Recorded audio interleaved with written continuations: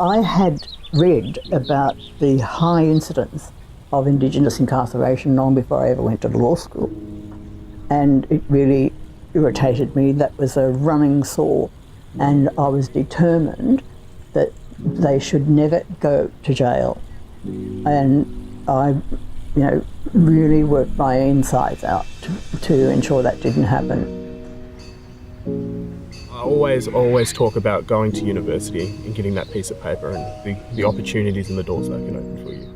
Not just for me, but for my family. What that means is now, not only am I in a job that I can create real meaningful impact in Aboriginal communities, but I'm able to exercise the responsibilities of being a husband and a father and provide for my family. When I think about the stolen generation and my own lived history, my father was incarcerated when I was young, and I think it has a big impact on our families, on cultural knowledge, on kids knowing where they're from. I think it makes sense that a lot of Aboriginal women, looking around our community and going, well, how can I make a difference and how can I learn the rules of the system, and that's the current, law that is Whitefellas law, and it makes sense to come and learn that. As Aboriginal people, we walk in two worlds. We have one foot in that traditional world, where we draw on our responsibilities and obligations under the law. I feel really proud. I feel really lucky because I was the first person in our family to get the opportunity to go to university, and it really was the most positive experience of my life. The thing that I remember most about UNSW, it was a really very strong community. From within the law school and also from the Indigenous Student Centre as well. So you felt a lot of sort of warmth and support, and I still to this day remember Professor Paul Redmond, who was a dean of the law school, saying that he wanted all of us Indigenous law students to feel the warm breath of him and the faculty behind us to kind of really push us forward, and it was something that you felt from the top of the law school down. People wanted you to be there, people wanted you to succeed, and that meant a lot. I mean, I think it's one thing, you've got to always still do the study, you've got to work hard, you've got to be present and very engaged, but it's when you feel that you belong there and it's a place for you and people want you to succeed and give you support, that makes a big difference. The social atmosphere was extraordinarily inviting. All I saw was people wanting to learn and get along with each other and just, move on with what they want us to do. We had our own little family here, and there's the Nuragili family, and then there was the law school family, and the programs that the university has really fostered that, through pre-programs, the winter school program.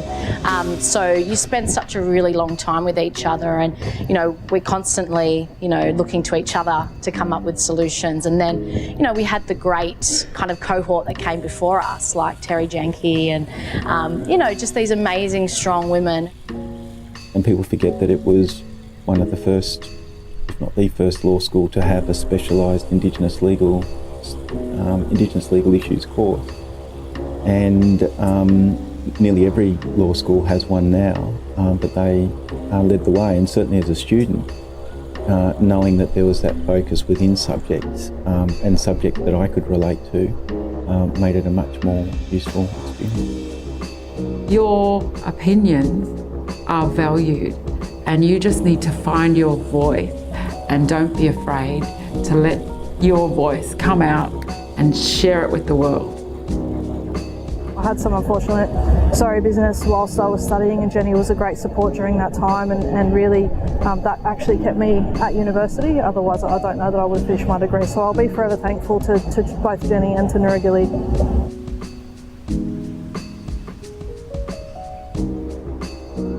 I think that it's really important that I've been able to come back to my community and represent Aboriginal people, because that's what I always wanted throughout my whole degree, was to come back to my home to be able to assist my community.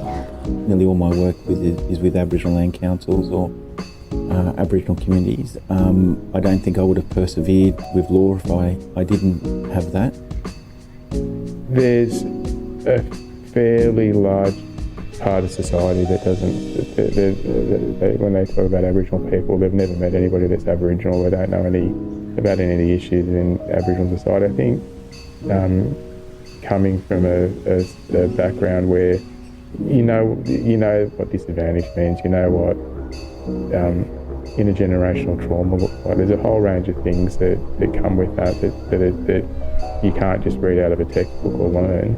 It is still a big thing that I have with lawyers, that they don't know anything about the colonising of Australia and why their client can't instruct them properly, and also why their client doesn't understand their instructions.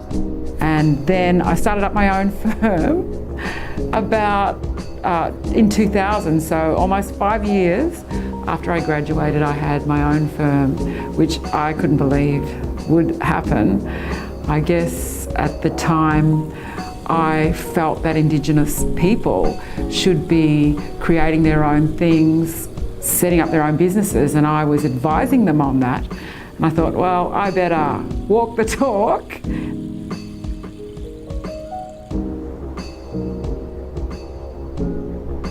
If Indigenous law students can think about the advocacy work that they do in the community, in addition to in a classroom, we'll start to see some real ignition around the change, the long-term change that we all want to see.